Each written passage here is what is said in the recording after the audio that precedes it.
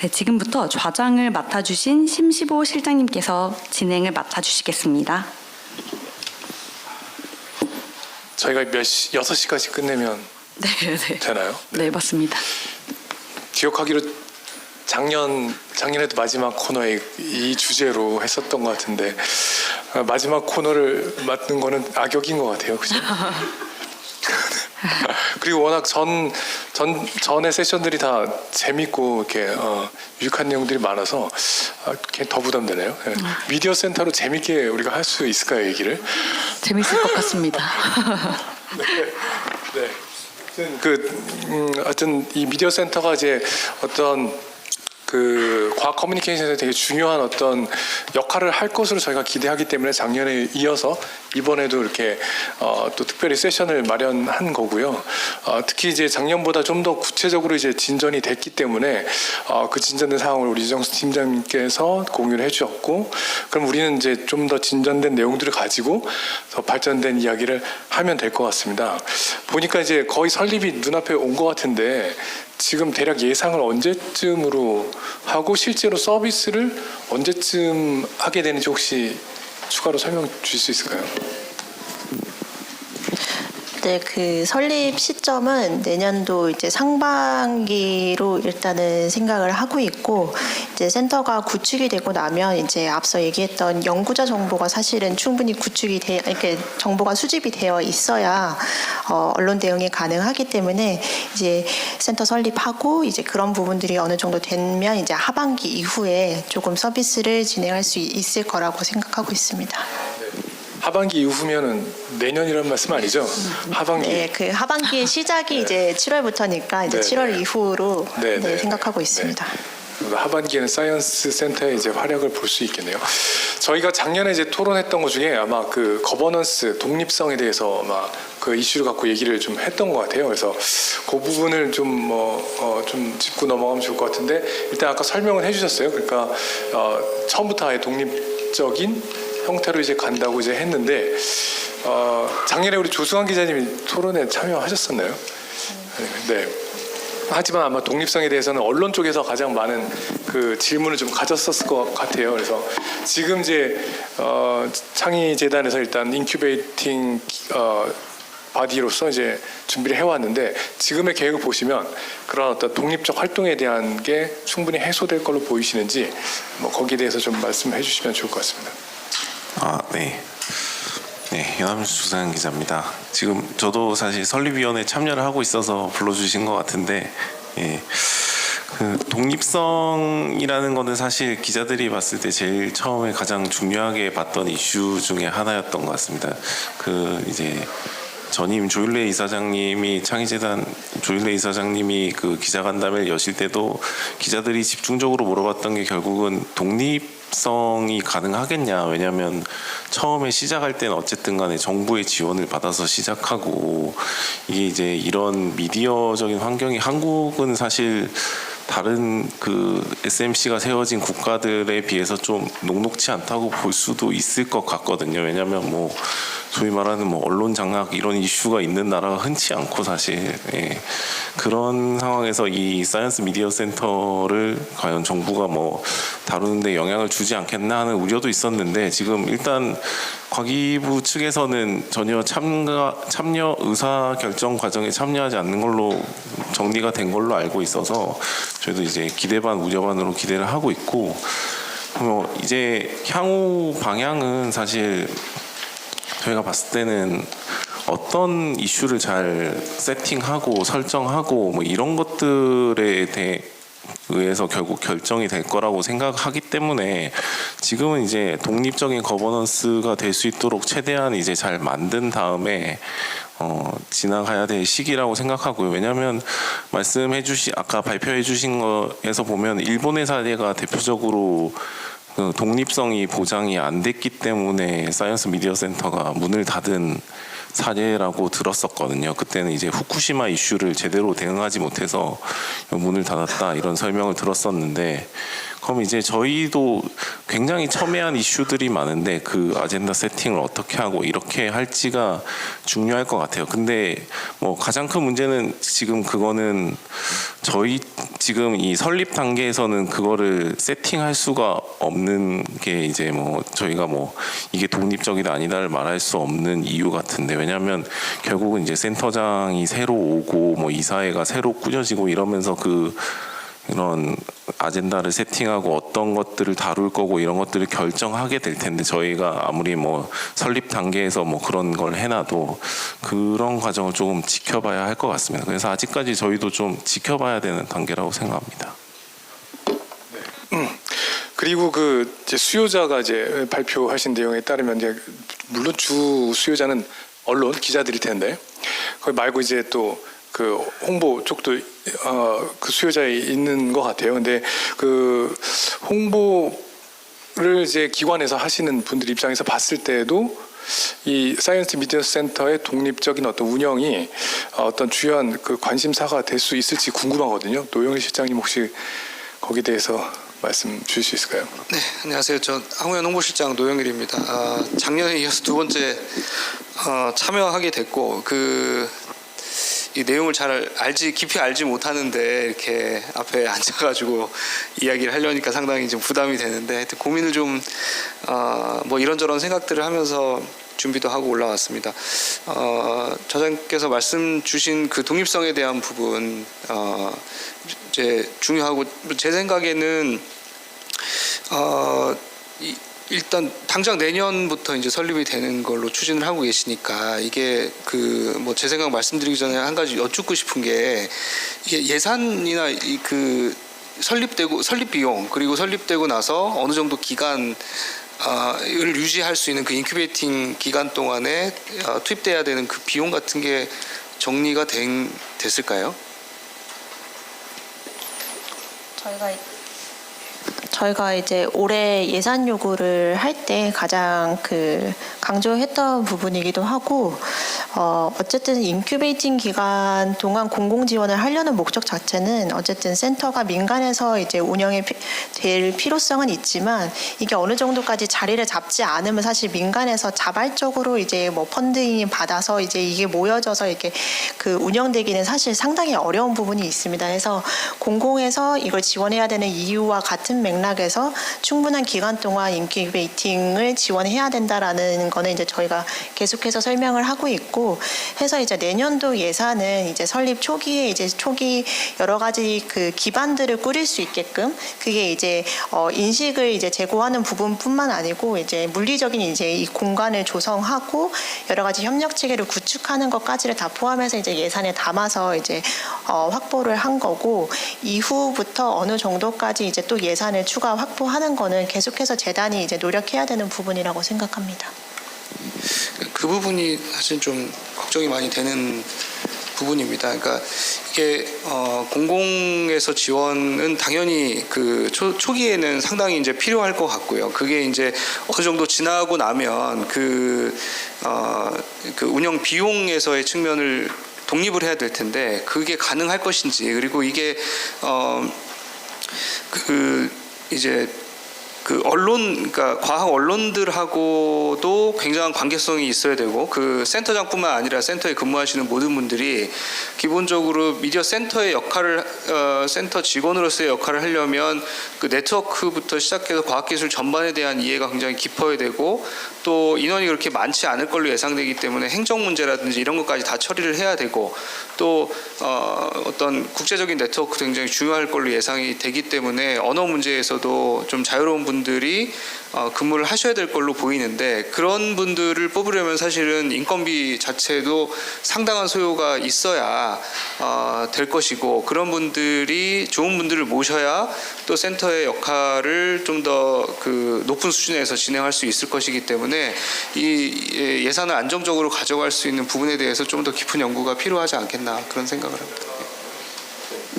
일단 뭐 시작은 창의재단이 이제 그러니까 정부 예산을 받아서 이제 마중물로 이제 집어넣는 거고, 그걸 바탕으로 이제 앞으로는 독립성을 위해서 더 이제 민간 펀딩을 더 키워간다. 이게 전략인 것 같아요.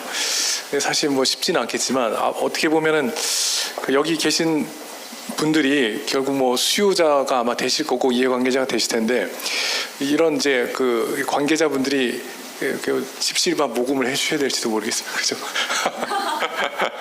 네. 하여튼 뭐 그거는 뭐 어떻게 될지 모르겠지만 네, 여튼 지금 여기 이제 주로 언론 쪽에 계신 분하고 그다음에 기관의 홍보나 이제 커뮤니케이션 담당하신 분들이 많은데 그러면은 제가 이제 기자들의 입장에서 봤을 때 뭐 많은 이제 정확한 객관적인 이슈에 대한 그런 객관적인 정보들이 많이 제공되면 뭐 도움이 될 거라고 쉽게 생각할 수 있겠어요. 근데 그 기관에 있는 홍보 그 담당 커뮤니케이터들한테는 이게 무슨 도움이 될지 혹시 도움이 될 거라고 생각하시는지 어떻게 의견을 한번 여쭙고 싶은데요, 민현숙 실장님께. 기대하는. 네, 안녕하세요. 저 카이스트 홍보실장 민현숙입니다. 지금 좌장님께서 말씀해 주셨는데요. 저는 사실 이 부분에서 한 가지 저도 되묻고 싶은 게 있는데요. 지금 이제 SMC가 지금은 없는데 저도 언론의 대응을 받고 어떤 이슈가 있을 때 그 연구자들을 연결을 시켜주는 역할을 저도 소규모로 하고는 있습니다. 하지만 거기서 사실 빅 이슈는 산업체에 무슨 큰 일이 있을 때 그 산업체 프로젝트를 하시는 분들은 그 부분을 말하는 걸 좀 꺼려하세요. 그러니까 이름이 나타나지 않으면 말씀을 할 수 있어요. 뭐 전기자동차 불이 났다 이랬을 때 에너지 관련해서 배터리 하시는 분들 근데 이미 하고 있는 데가 있기 때문에 결국은 이름을 얘기를 안 하려고 하시는 부분들도 있고 이해관계 부분에서 지금 아까 말씀하신 가버넌스 쪽에서 독립적으로 되는 부분 못지않게 지금 현직에 연구를 하고 계시기 때문에 정말 모든 걸 인디펜던트하게 하지 않는 한은 그런 부분에서 좀 어렵지 않을까 싶고요. 그래서 아까 좌장님께서 말씀해 주신 대로 저희가 봤을 때 그러면 근데 이제 어떤 빅 이슈가 있을 때 저희도 궁금하죠. 이 컨하고 뭐 프로하고 어떤 경우 반대 의견 어떤 경우로 찬성 의견이 있었을 때 그걸 전체적으로 쭉 전문가 의견을 나열을 해서 거기에서 결론을 내리는 부분은 결국은 미디어 센터가 내리는 거는 아니잖아요. 결국은 그 취재하신 분들이 전문가 의견들 전체를 봤을 때 이 논지는 이렇게 간다 저렇게 간다 했을 때 결국은 가버넌스에서 독립적일 때 좀 더 이런 방향 저런 방향이 될 텐데 그래서 그 제가 봤을 때 SMC가 생기면 이제 마무리하겠습니다. 생긴다면 좀 더 지금보다는 다양한 의견들을 받을 수는 있지만 여전히 그 결론은 쉽지 않을 거라고 저는 생각합니다. 제가 알기로는 아마 그 코멘트나 이런 거를 제공할 때 일단 익명은 아닐 거라고 생각이 되는데 민감한 이슈더라도 일단 그 전문가들은 일단 자기의 그 소속이나 성함 다 당연히 밝히는 게 원칙이겠죠.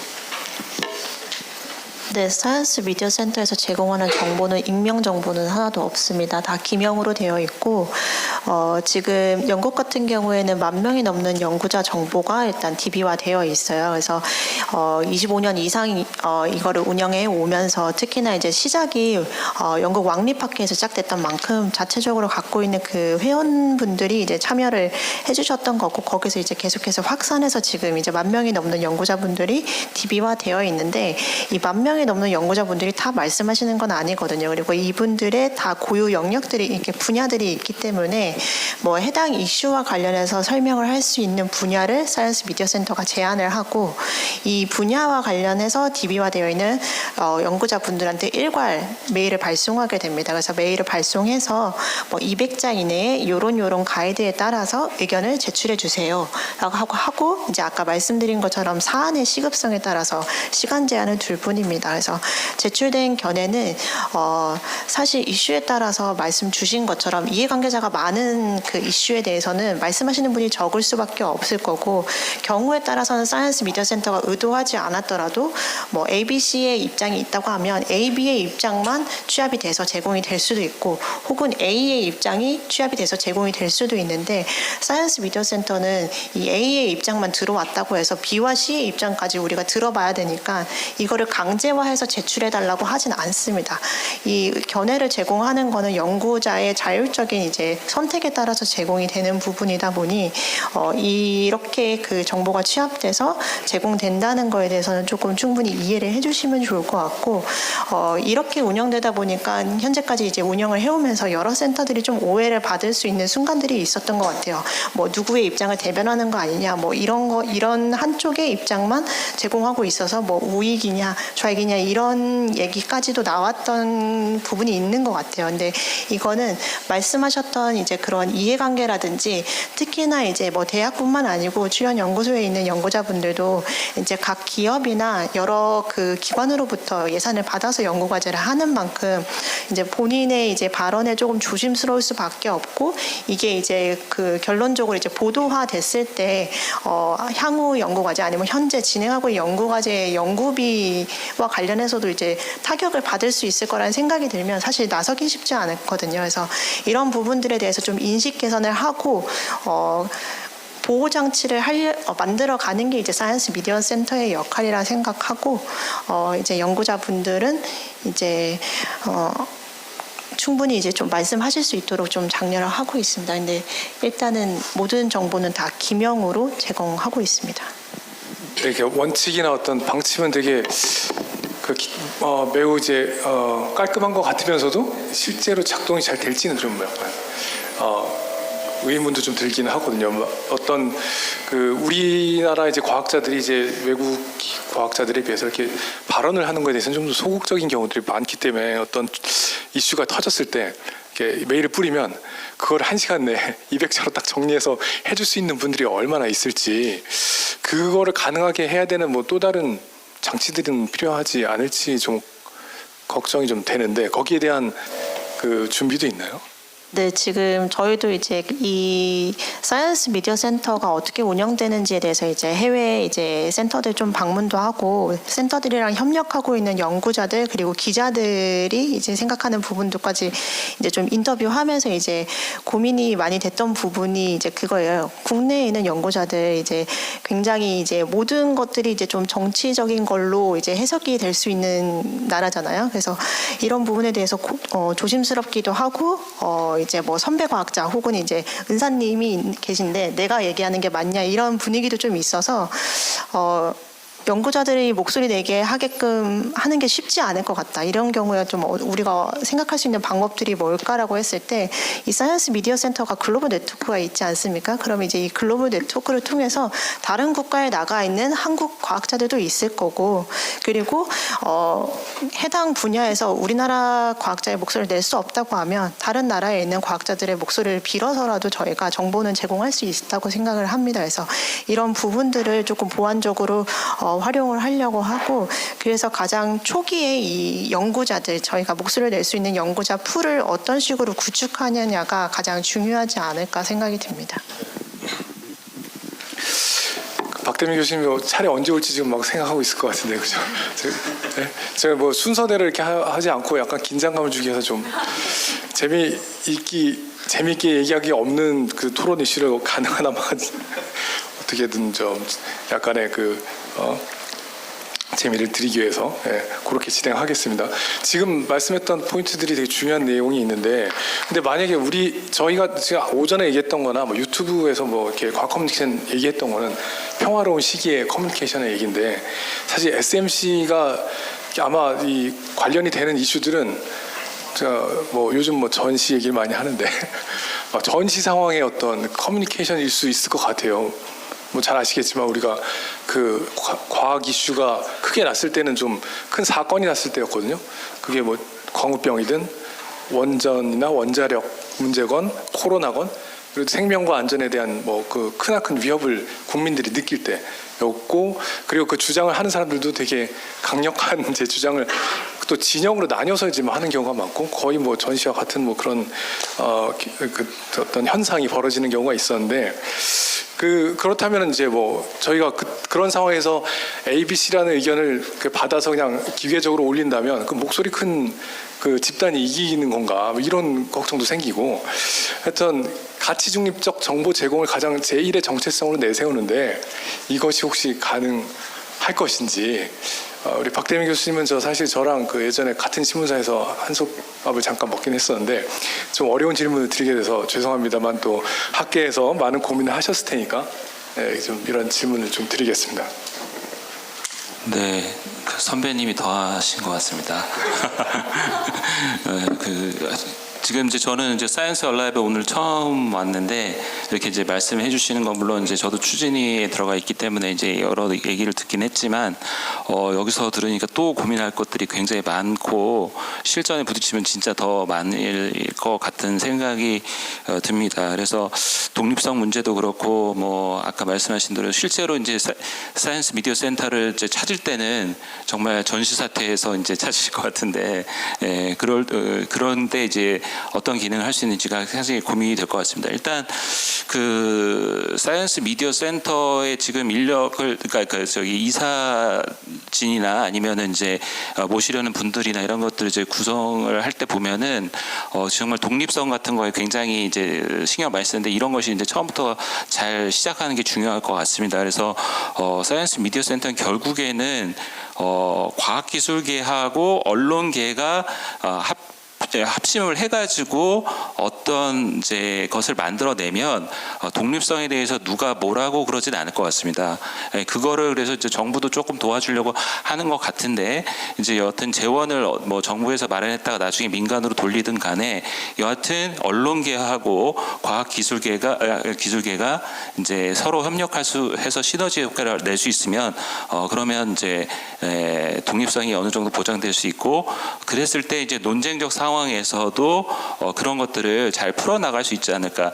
사실 저는 이제 이제 과학기술계하고 언론계는 이제 저 사실 되게 껄끄러운 관계일 수도 있잖아요. 이렇게 아까 말씀하신 뭐 익명으로 하시려고 한다든지 신문에 나가는 걸 굉장히 이제 조심스러워 하시다든지 언론 또 기자에 대해서 약간 좀 부정적으로 또 저기는 너무 공격적으로 아니면 과학에 대해서 잘 모르고 이렇게 이제 얘기하실 수도 있는데 실제로 제 생각에는 저도 이제 언론계 보면은 학계도 마찬가지지만 사실성 생산 기관입니다. 사실 사회에 어떤 사실로 인정되는 것들을 제공해주는 이상적인 경우에서는 언론계는 이제 게이트 키핑을 엄청 치열하게 거쳐서 사회적 사실을 제공하고 또 이제 과학기술계에 계신 분들은 열심히 연구하셔가지고 또 사실성을 제공하고 이런 이제 기관이기 때문에 굉장히 사실 둘이 정말 중요하고 친구 같은 이제 어떤 그 동맹 관계라고 할 수 있죠. 그래서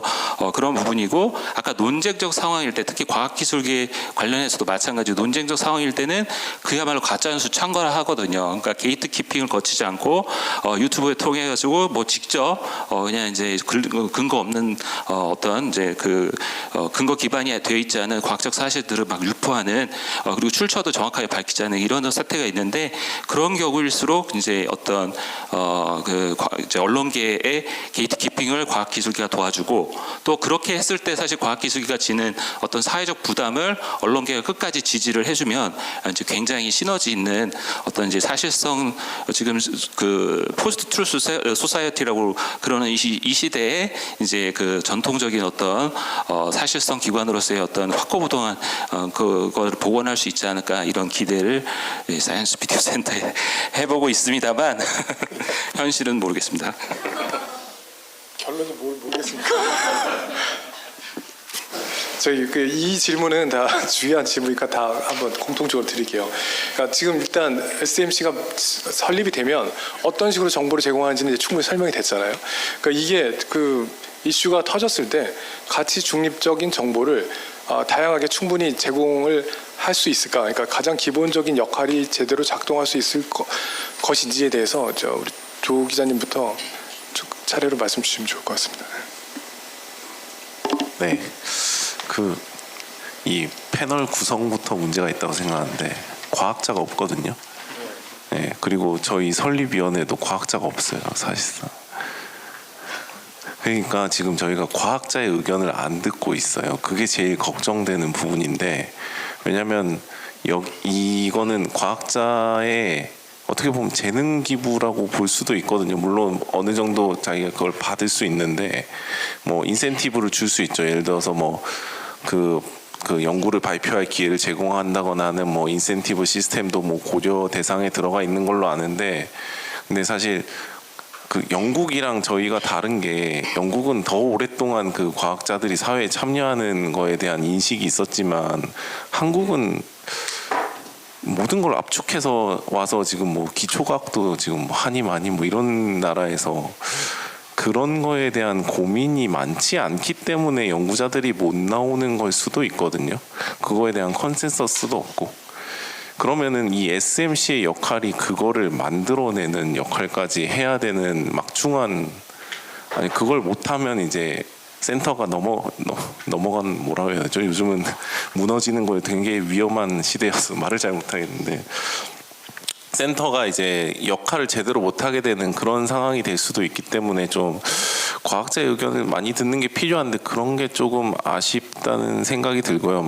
왜냐하면 그 아까 SMC의 설립 이념을 설명해 주셨을 때 과학자들이 미디어를 잘 알면 그 미디어도 과학에 대해서 잘 안다. 그게 아마 이념일 거예요. 근데 과학자들이 미디어를 잘 알기 위한 거를 뭐 이제 지금 여기 출연료 홍보분들이 많이 계시니까 다 아실 거예요. 미디어를 잘 아는지 잘 모르는지의 여부에 대해서는, 어떤 식으로 돌아가는지 시스템도 잘 모르시잖아요. 예. 그런 분들을 어떻게 빨리 이렇게 안착시켜서 잘 할 수 있을까 하는 고민이 되고, 그래서 좀 과학기술계 기관들이 여기 많이 참여를 할수록 이게 확률이 그 성공적으로 연착륙할 확률이 높아질 것 같은데, 저희 언론은 뭐 이게 있으면 쓰고 뭐 도와주고 뭐 이런 역할을 할 수 있겠지만 제일 중요한 거는 결국은 소스가 없으면 안 되는 거잖아요. 그래서 그런 걸 해야 되는데 그런 거에 대한 논의가 언제쯤 이루어질 수 있을지, 그거에 대한 약간 걱정이 있어서 그런 것들도 좀 해소를 해야 되지 않을까 하는 생각이 듭니다. 그 외국 같은 경우는 그 과학자들의 참여를 그냥 자발적 선의 거기 기대는 건가요? 아니면 뭔가 좀 시스템이 있나요? 이렇게 피드백이 좀 잘 올 수 있게 하는. 사실 그 우리나라가 지금 설립이 되고 이게 설립을 준비하는 상황이랑 이제 설립이 돼서 운영되는 거랑 이제 해외에서 사실은 시작됐던 거랑 상황이 좀 많이 다르긴 합니다. 해외 같은 경우에는 어느 날 갑자기 사이언스 미디어 센터가 생겼어요. 근데 저희 같은 경우에는 이제 몇 년에 걸쳐서 이제 그 이런 그룹별 뭐 논의라든지 이런 것들을 통해서 일부 기자들 그리고 일부 과학계에 있는 분들이랑 계속 이제 조금 공감대를 형성하고 이해를 같이 가져가는 상황에서 이제 만들어 가려고 준비를 하고 있는 단계거든요. 그래서 해외 같은 경우에는 연구자들한테 이제 이 견해를 제출받는 거와 관련해서 금전적인 인센티브는 없습니다. 다 자발적인 이제 그 봉사활동 개념의 연구자 견해를 이제 제출을 하고 있는 거고, 활발하게 활동하고 계신 분들을 중심으로 그때 인터뷰했을 때 연간 본인이 이제 기여하는 게 3번, 4번이라고 했거든요. 그래서 사실 생각하는 것만큼 이제 그런 코로나라든지 이런 그 좀 긴박한 이슈들이 아닌 경우에는 본인이 이제 이 견해를 제출하는 거가 사실은 큰 그 시간을 요구하거나 이제 많은 부분을 이제 소비하지는 않는다고 일단은 말씀을 주셨는데, 호주 사이언스 미디어 센터가 이 연구자들을 끌어내기 위해서 가장 많이 활용하고 있는 게 데이터입니다. 이제 내가 제출했던 견해가 언론에 어떤 식으로 보도됐고 얼마나 보도됐는지가 결국에는 본인이 이 연구 과제를 수행하면서 내가 대외 소통을 얼마나 많이 하고 있는지에 대한 실적을 사실 피드백 받을 수 있는 거거든요. 그래서 이게 사실은 국내와 해외의 상황이 다를 수 있는데, 해외 같은 경우에는 그 소스가 어디서 오던 간에 특히나 국가 예산으로 연구 과제를 하는 경우에는 이 연구 과제 아니면 연구 분야와 관련해서 내가 대중과 그리고 사회와 얼마나 소통했는지가 이 연구과제의 결과를 평가받을 때 중요한 척도로 작용하고 있습니다. 그래서 사이언스 미디어 센터에 내가 제출했던 견해가 어떻게 피드백되어서 나한테 돌아오는지가 사실 굉장히 중요한 거예요. 내가 많은 노력을 하지 않더라도 내 실적이 자동으로 쌓이는 거거든요. 그래서 이런 부분에 대한 그 피드백을 적절하게 제공하면서 이 연구자들이 계속 얘기를 하게끔 하고 특히나 이제 아까 얘기했던 것처럼 특정 집단 아니면 특정 그 생각을 갖고 있는 사람들만 이제 목소리를 내는 이슈들이 분명 발생할 텐데 그런 경우에 이제 반대편에 있는 연구자분들이 이제 항의를 할 거잖아요, 센터에. 이거 안 맞는 내용인데 사이언스 미디어 센터가 이런 견해들 취합해서 언론에 제공하면 잘못 보도되는 거 아니냐. 그럼 이제 센터가 대응하는 방식이 조금 이게 무책임하다고 보여질 수도 있는데 저는 정당한 얘기라고 생각을 하거든요. 저희 센터는 이제 모든 연구자분들한테 말을 할 수 있는 기회를 준 거예요. 아까 얘기했던 것처럼 구축되어 있는 연구자 풀 안에서 이 안에는 여러 생각을 갖고 있는 분들이 있을 거고 이분들한테 목소리를 낼 수 있는 기회를 이제 요구를 한 건데 제공을 한 건데 이제 일부만 목소리를 내서 그게 담긴 거잖아요. 그럼 반대편에 있는 사람들한테 얘기하는 거는 이 사람들이 목소리 낼 동안 그러면 당신은 뭘 했습니까? 이거든요. 결국에는 연구자분들도 자기가 생각하는 내용 그리고 자기가 맞다고 생각하는 이 해석과 관련해서 목소리를 내지 않으면 사회가 그냥 그쪽으로 인식이 잡혀가는 거를 방관하는 거나 마찬가지라 이런 부분에 대해서 충분히 얘기를 하고 설득하는 거를 센터가 중요하게 해야 되는 기능으로 이제 수행을 하고 있습니다.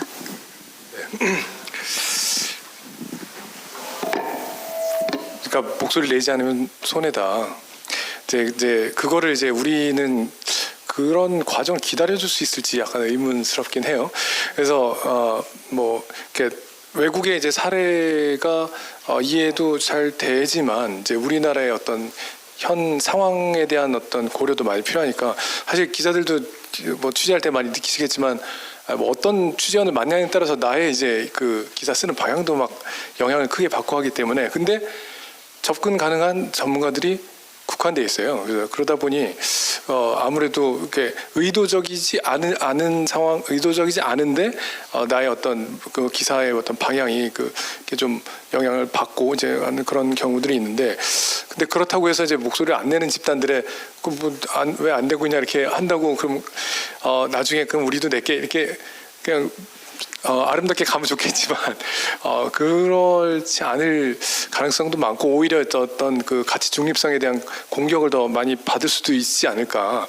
초반에는 좀 더 균형을 잡기 위한 노력도 필요하지 않을까 생각이 들긴 하는데 민 실장님하고 노 실장님도 지금 이제 정보 제공 방식과 그다음에 가치 중립성의 어떤 그 구현 가능성에 대해서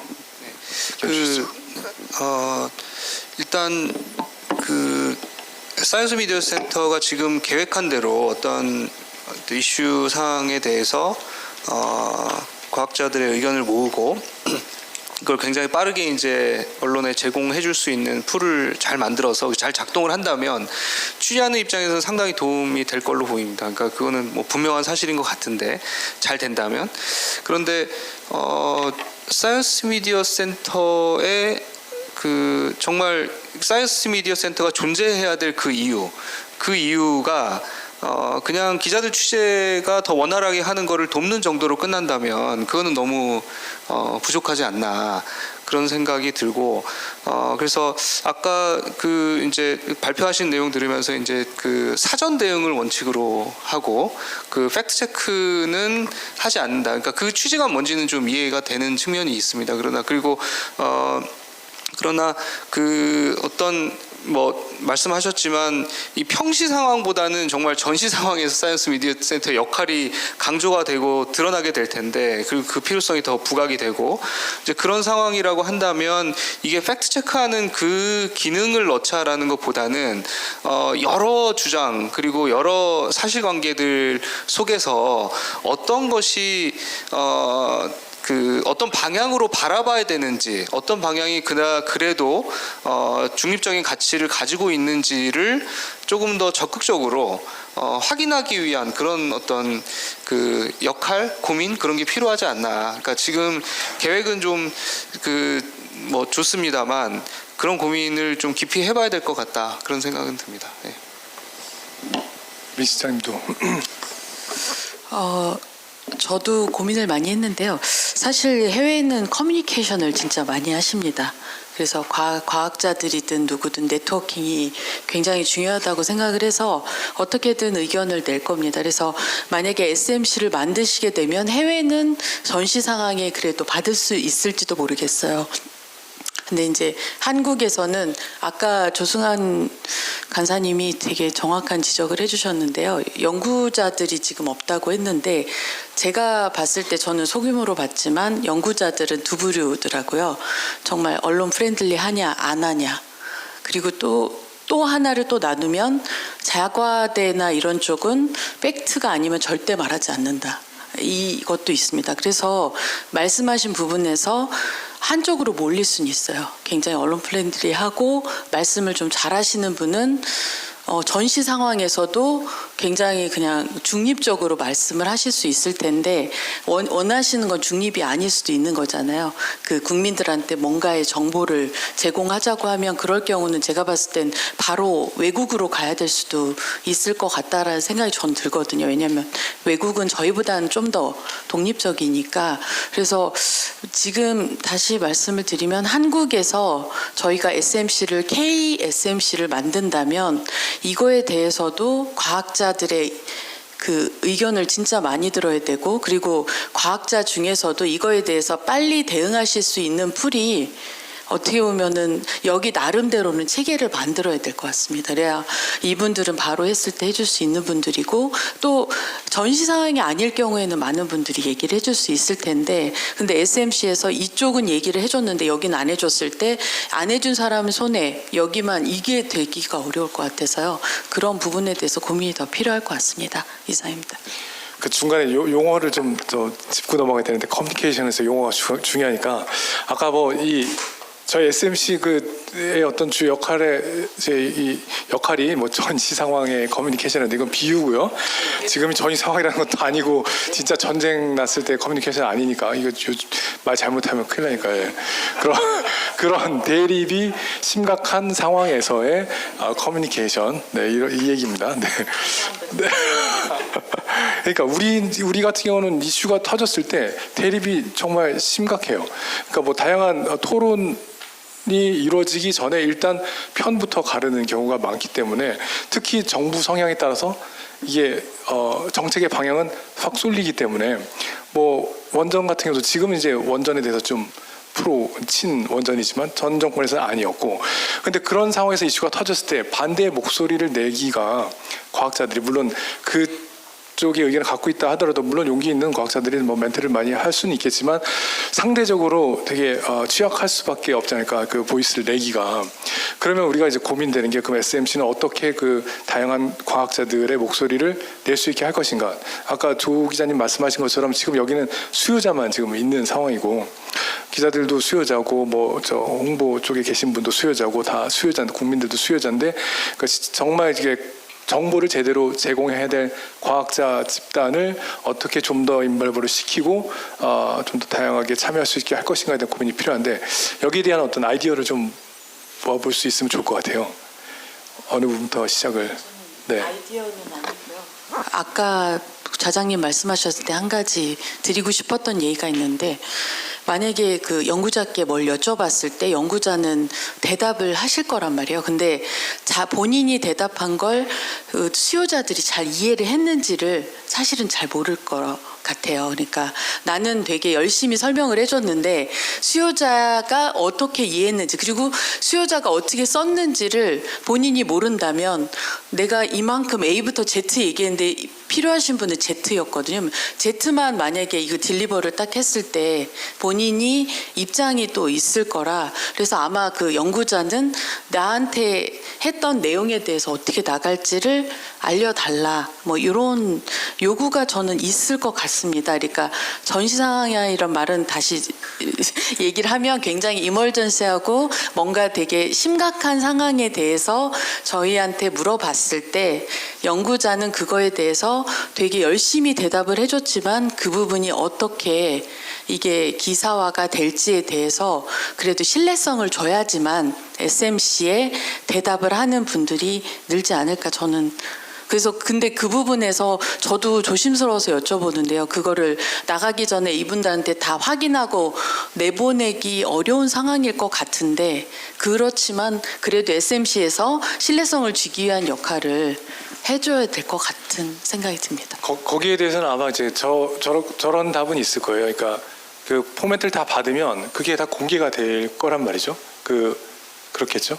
그 홈페이지나 이런 거기에 모아져 있는 의견들이 일단 다 오픈되는 거고, 그 다음에 이제 기자든 누구든 누군가 인용을 다 할 수도 있고 일부만 할 수도 있겠지만 일단 소스가 전체로 남아 있기 때문에 그걸로 이제 주장하시는 근거는 있는 것 같아요. 일단 기본적인 원리는 그런 건데 맞지 않습니까?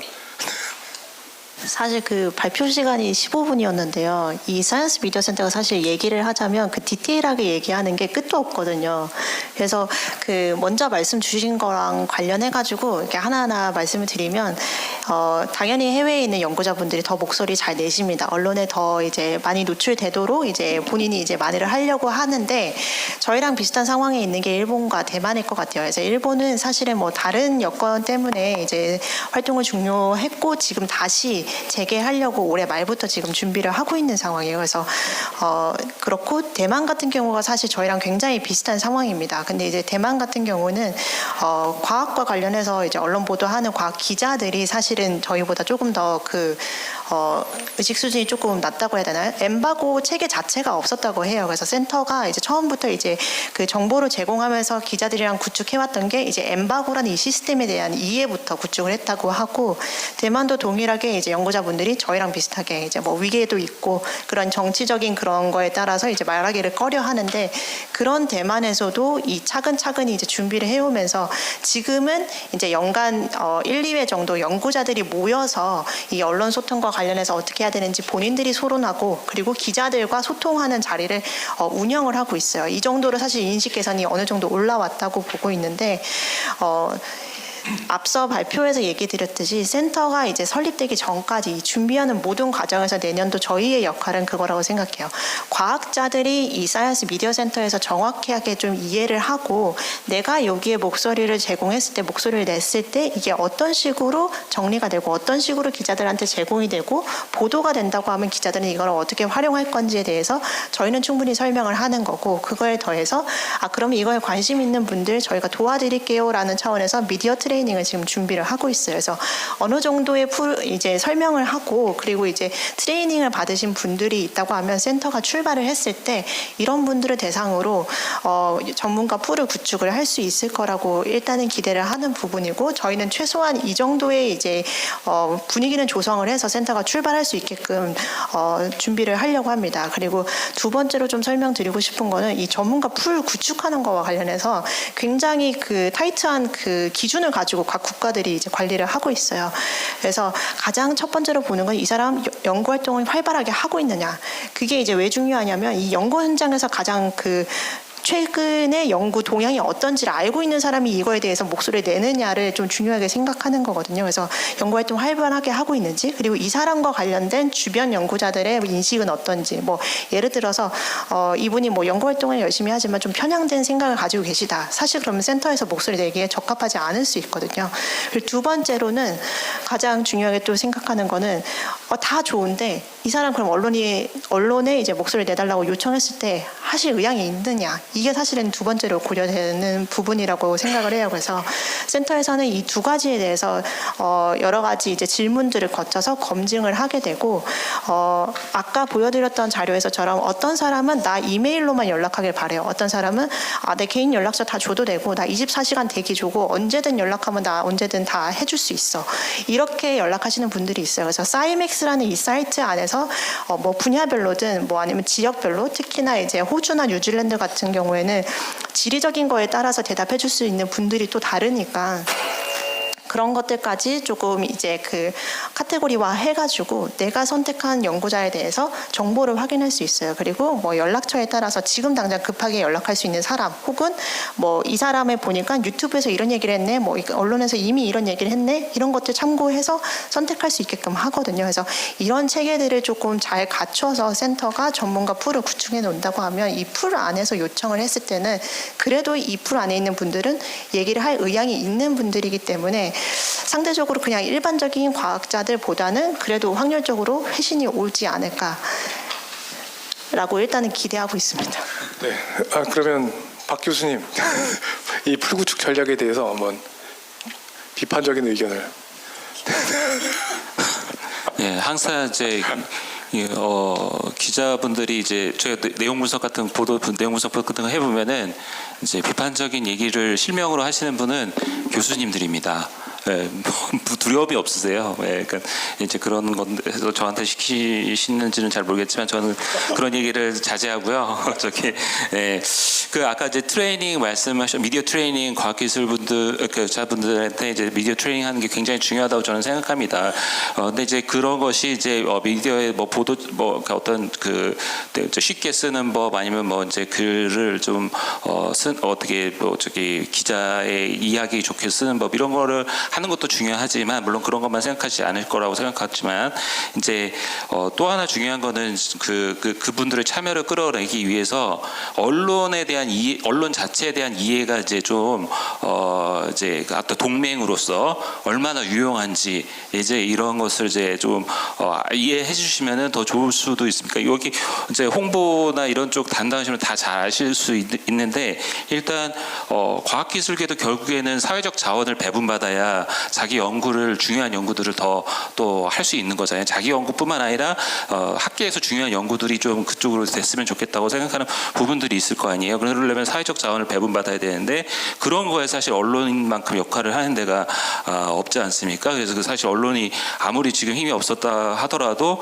어떤 엘리트 내지는 뭐 어떤 그런 이제 자원 배분의 힘을 갖고 있는 분들에게 영향력이 굉장히 크기 때문에 여전히 그래서 그런 부분에서 굉장히 좋다는 거 그게 이제 인센티브가 될 수 있을 것 같고요. 또 하나는 이제 방어적인 역할도 해주는 거죠. 정말로 좋은 이제 과학 기술계가 이제 개짜라고 언론계도 이제 이해를 하고 그런 상황이라고 하면 어떤 정치적인 이슈가 터져가지고 그분을 이제 좀 뭐랄까 좀 나쁘게 이제 비난을 하더라도 언론계에서 그런 것을 좀 충분히 방어해주고 필터링해주고 이렇게 이제 해줄 수 있을 거라는 어떤 믿음 이런 신뢰관계 이런 것들을 이제 형성할 수 있는 그런 기회를 이제 그 사이언스 미디어 센터에서 이런 건 사실 근데 라포 직접 하시기보다는 라포를 형성하는 게 이제 중요한 것 같아요. 서로 이제 공감대 자주 만나고 얘기하면은 이제 저절로 기자분들도 좋은 과학자들 찾을 수 있고 또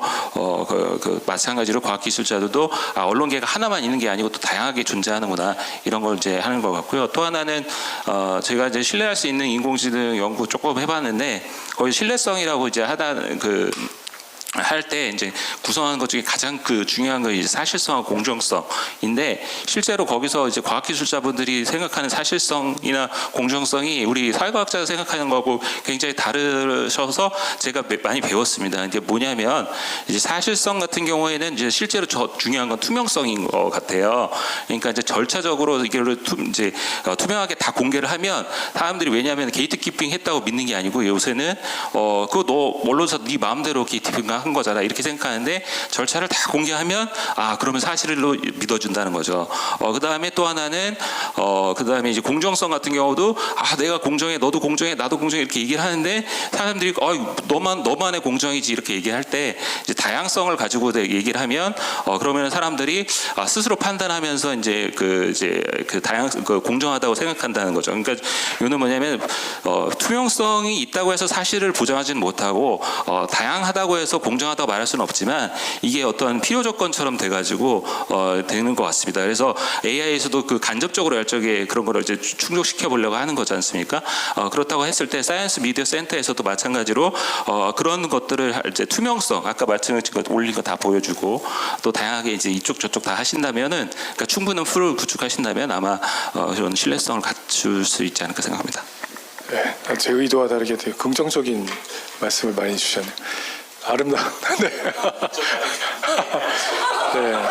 우리 과학자들이나 뭐 과학자뿐만 아니라 우리 시민들이 언론에 대한 신뢰성을 좀 갖고 있다고 생각하시나요? 저요? 네. 더 투명해져야 되죠. 네. 취재하는 거 다 녹화해가지고 공개하시면 어떨까요? 생각합니다. 네. 그냥 네. 저기 조 기자님한테 여쭤보고 싶은 게 본인 또 나름대로 그 데이터베이스 구축하고 계시잖아요. 저 취재풀 한 어느 정도 갖고 계시는지 그게 밸런스를 잘 갖추고 있는지 궁금한데. 저는 홍보분들이 제 네트워크인데 네. 연구자들 이제 뭐 컨택을 하는데 사실 그 이게 분야가 있으면 딱 저희 뭐 아까 말씀하신 것처럼 딱 이건 이분 이렇게 하는 경우가 많잖아요. 네. 근데 그래서 새로운 발굴이라는 측면에서는 사실 확실히 이 SMC가 도움이 많이 될 것 같아요. 왜냐하면 저희가 아무리 백날 다녀도 연구자들이 몇만 명이신데 그 다 컨택하는 건 쉽지 않고 네트워크를 만드는 사업을 뭐 과학기자협회도 하고 뭐 여기저기 하지만 저희가 컨택 그 포인트 잡기 쉽지 않거든요, 사실. 네. 제대로 하고 있지도 않고. 네. 그런 말 해도 되나? 아무튼 그런 상황에서 뭐 근데 이게 결국은 그렇잖아요. 이걸 만드는 자체가 저희가 결국은 이 사회적인 비용 소모에서 갈등 비용 소모에서 과학적인 사실을 넣어서 그 비용 소모를 줄이기 위해서 예산 10억 원을 투입해서 이제 그 이상의 효과를 거두려는 건데 그러면은 언론들과 어떤 식으로 이걸 활용할지에 대해서도 좀 논의를 많이 해주셔야 될 것 같아요. 왜냐하면 저희가 그냥 과학적인 사실을 쓰는 기자들도 많거든요. 그 코멘트를 받아서. 근데 안 읽을 뿐이거든요, 사실. 네. 왜냐면 재미가 없잖아요. 그런 코멘트를 받아서 뭐 이건 이렇게 하니까 이렇다 하면 너 티야 이런 소리 들을 텐데 네. 잘 먹히지 않기 때문에 사실 그 과학 커뮤니케이션이 어려운 건데 그런 거 하려면 좀 뭐 논쟁적인 사람들이나 이런 것도 뭐 과감하게 기용할 필요도 있을 것 같고 저는 사실 오히려 그렇게 생각해요. 왜냐하면 이슈 아젠다가 있을 때 지금 저희는 과학적으로 논쟁해보자 하다가 정치적으로 흘러가기 때문에 문제다 이런 그 결론을 내리는 경우가 많은데 그게 조금이라도 과학적인 쪽으로 끌고 들어오면 사실 이게 역할을 하는 거잖아요. 그러니까 조금 언론사들도 이걸 활용할 때 조금 더 어떻게 이거 과학적 사실을 가지고 더 세게 쓰고 뭐 좀 이거를 더 선명하게 쓰고 이런 게 필요한데 그 SMC에서도 오히려 그런 걸 너무 제약하지 않는 게 더 필요하다고도 생각이 들어요. 좀 왜냐하면 어쨌든 쓰여야 되니까. 예. 그런 식으로 치면 나중에는 사람들이 그냥 언론을 안 보고 SMC를 보는 상황이 올 수도 있겠죠. 오히려 그런 이슈에 대해서 그럼 이 사람들은 어떻게 생각하는 내가 어디 가서 한마디 논쟁에 한마디라도 필요하면은 그걸 보는 거죠. 굳이 언론을 안 보고 그런 식의 좀 아젠다를 가지고 뭐 주도하기 위한 뭐 전략도 조금 있으면 좋지 않을까 생각해 봅니다.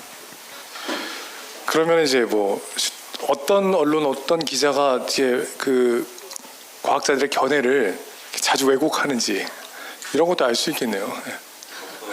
네? 그러면 그런 데는 도태되고 긍정적인 몇몇 생각나는데 뭐 아무튼 말을 할 수는 없고요. 근데 뭐 그런 식으로 될 것 같아요. 왜냐하면 아까 말씀하신 것처럼 이 투명성의 그거잖아요. 왜냐하면 지금 사람들의 생각은 과학자가 저렇게 말해도 저건 저 사상 때문에 한다, 저 매체에서 왜곡해서 쓴다, 뭐 이런 인식이 있는 거기 때문에 이런 시도를 한다고 생각하거든요. 저는 오히려 이런 첨예한 곳에서는 과학자들이 놀 수 있는 풀이 있어야 되는데 저희는 아무데도 그런 게 없어요, 사실. 과학자 커뮤니티 하나 제대로 없고 과학자들이 떠들면서 게시판에 하루에 1개 이상 글 올라오는 데가 거의 없잖아요, 사실. 그러니까 과학자들은 말하고 싶어도 말할 수 없는 거죠. 근데 그런 식의 커뮤니케이션을 뭐 아주 뭐 센 거라도 막 할 수 있게 뭐 오히려 그렇게 해주는 게 필요하다고 생각해요. 그래야 뭐 서로 뛰어들어 보고 그럼 저희도 그걸 잘 활용하면서 이제 과학자들을 이 논의의 판으로 끌어들이고 그런 것도 할 수 있다고 생각이 됩니다. SMC 미션이 이렇게 좀 뭔가 확장되는 느낌인데, 하여튼 뭐 좋은 것 같습니다. 지금 말씀하시려고 준비하신 거죠? 한 가지 좀 여쭤보고 싶은 게 저희한테요? 저한테요? 죄송합니다. 자꾸 여쭤봐서. 아니. 네, 하여튼 제가 보기에는 근데 또 이 수요자 측면에서도 지금은 일단 주로 과학 언론이 이렇게 수요자가 될 거라고 생각하지만 과학 언론 외에도 그냥 다른 쪽을 담당하는 기자들도 막 활용할 수 있을 거고, 특히 언론뿐만 아니라 일반 시민들도 사실 뭐 이렇게 활용할 수 있는 기회가 또 많이 창출될 수도 있을 것 같거든요. 네. 일단 그리고 이제 뭐 예. 네, 한 가지 여쭙겠습니다. 그 풀에 참여하시는 과학자분들이 언론에 실제로 인용이 됐을 때 그 인용률이 정리된다든지 이런 것도 혹시 고민하고 계시나요? 저희가 보통 이제 언론 동향을 파악한다고 해서 각 기관별로 사실 사용하고 있는 시스템들이 있을 거라고 생각합니다. 저희 재단도 이제 재단 관련된 기사를 매일 모니터링하면서 이제 그 기사 동향을 이제 보기 위한 그 서비스를 이용을 하는데, 사이언스 미디어 센터에서 자체적으로 개발하기도 하고 그런 서비스를 이용해서 이제 이 인용구와 관련해서 뭐 어떤 기사들이 보도가 됐는지를 계속 이제 추적을 합니다. 일정 기간에서 배포를 하고 한 일주일 정도 기간 동안 어느 정도 기사화되는지 이런 것들을 좀 모니터링해서 이거를 정보를 취합을 하고, 그리고 나서 이제 연구자한테 정보를 제공하는데, 이제 말씀하셨던 내 인용구가 전체 기사에서 몇 % 정도 인용됐느냐 이런 정보까지는 아니고, 내 인용구가 어떤 기사에 어떻게 활용됐는지를 보실 수 있게끔 그 기사 원문을 이제 보내드리고 있는 형태이죠.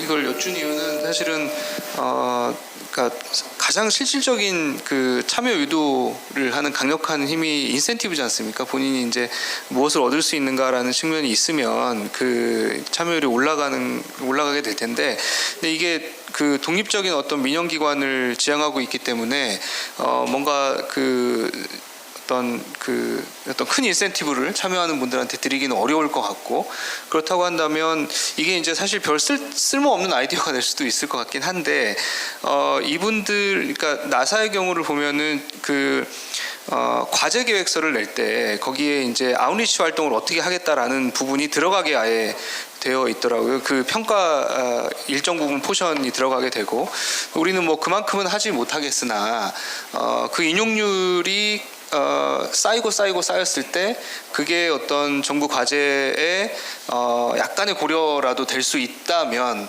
그러면 과학자 입장에서 참여하려고 하는 그런 분들이 좀이라도 좀 늘어나지 않겠나, 그런 고민이 좀 들어서 말씀드려봤습니다. 참고로 말씀드리면 한국언론진흥재단의 비카인즈라고 시스템이 있는데요. 거기 보면은 인용문하고 정보원을 추출해서 쭉 90년부터 100개 매체에서 하는 게 있습니다. 그런 것도 과학자분들 찾아볼 수 있지 않을까 싶습니다. 네. 원래 이제 끝날 쯤 되면 막 이렇게 얘기하고 싶은 욕구가 막 더 생기시겠지만, 예, 지금 이제 시간이 딱 맞게 끝나서 그냥 정리를 하는 걸로 하겠습니다. 그래서 뭐 저는 오늘 작년도가 아니라 지난해에 이어서 그 두 번째로 또 생산적인 논의를 한 것 같습니다. 전시가 아니라 전시와 같은 어떤 쟁점이 매우 큰 이슈가 발생했을 때 우리가 커뮤니케이션을 제대로 하기 위한 어떤 중요한 도구, 어떤 장치로서 우리가 SMC를 지금 SMC를 우리가 고안했고, 또한 이걸 지금 설립을 준비하고 있고, 이제 뭐 서비스를 내년부터 시작할 텐데, 오늘은 이제 어떻게 하면 이제 이 과학자들, 이제 정보를 제공해야 될 과학자들이 좀 더 적극적으로 참여하고 다양하게 목소리를 낼지에 대해서 좀 더 집중적으로 얘기를 해본 것 같습니다. 내년도에도 또 만날 수 있을지는 모르겠습니다만, 네, 어쨌든 여기에 대한 그 논의는 계속 관심을 갖고 지켜봐 주시고, 우리가 또 같이 함께 이제 더 좋은 솔루션을 찾아 나갔으면 좋겠습니다. 일단 긴 시간 자리를 지켜주셔서 감사합니다. 네. 네, 시간 관계상 이번 라운드 테이블은 여기까지 진행하도록 하겠습니다. 네, 오늘 사이언스 미디어 센터에 대해서 많은 과제가 나왔는데요. 그만큼 사이언스 미디어 센터에 대해서 애정과 기대가 크신 분들이 많다는 게 느껴졌습니다. 네, 드디어 이것으로 2024 사이언스 얼라이브 본 행사를 모두 마무리하도록 하겠습니다. 늦은 시간까지 자리해주신 여러분 너무 감사드리고요. 오늘 하루가 또 뜻깊은 시간이 다들 되셨길 바랍니다. 지금까지 제5회 사이언스 얼라이브 진행을 맡은 동아사이언스 이채린 기자입니다. 감사합니다.